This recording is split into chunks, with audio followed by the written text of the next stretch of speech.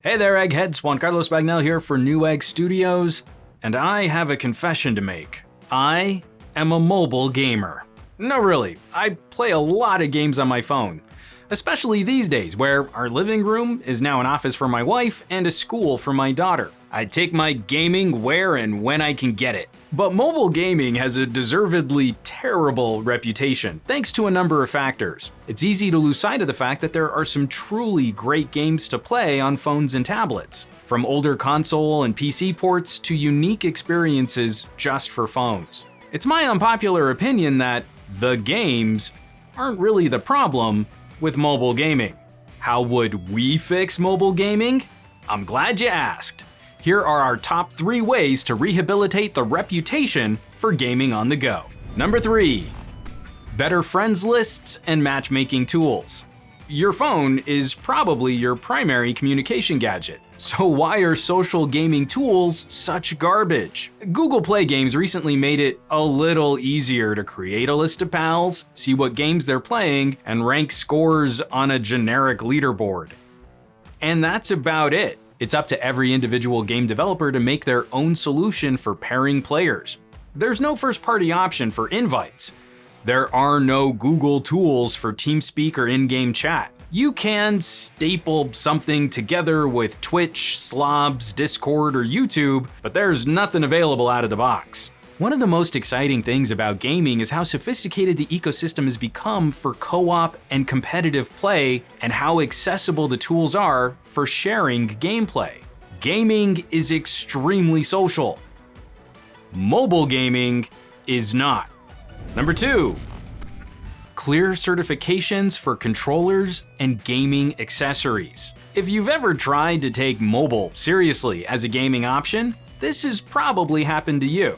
You try out a game, it has some promise. You think, this would be better with a controller. You connect a controller, nothing happens, you uninstall the game, and move on with your life. This is partly on developers for not including better hardware support, but this would be improved significantly if app stores included some simple icons showing controller or accessory support. A premium phone is surprisingly capable. It's easy and inexpensive to connect a phone to a laptop hub with Ethernet, HDMI output, a controller, and a USB gaming headset. If your phone or tablet has USB 3, the computery stuff is probably ready to go. It's frustrating not knowing what games might support a setup like that. It's no fun just randomly trying games, hoping they might use the hardware that every other gaming platform takes for granted. And the number 1 issue with mobile gaming?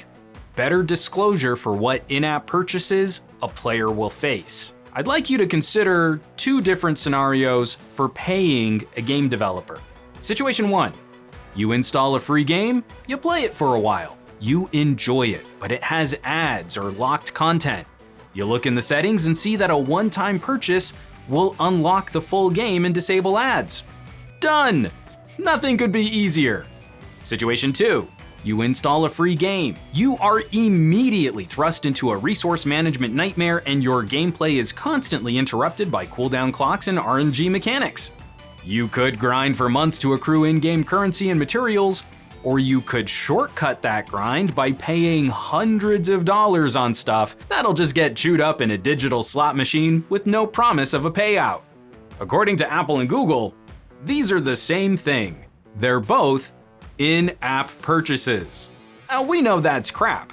Apple and Google get a cut of every transaction that takes place on their respective platforms, so they don't have much incentive to clean up their acts.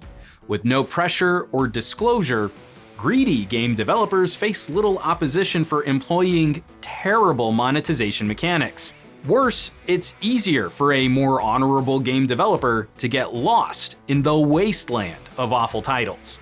It should not be this difficult to shop for a premium app which has a single unlock the game IAP. How are we supposed to vote with our wallets if we don't know what we're voting for?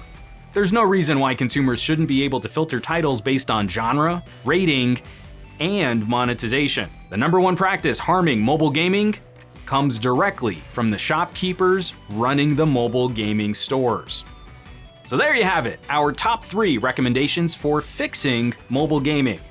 What do you think would improve the experience for gamers on phones and tablets?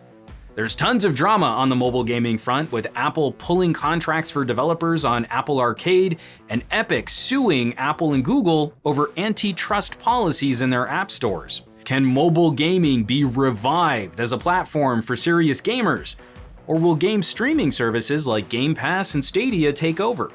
Drop us some comments down below. This is always a super fun conversation. As always, thanks so much for watching, sharing, and subscribing. For Newegg Studios, I'm Juan Carlos Bagnell, and I'll catch you all on the next video.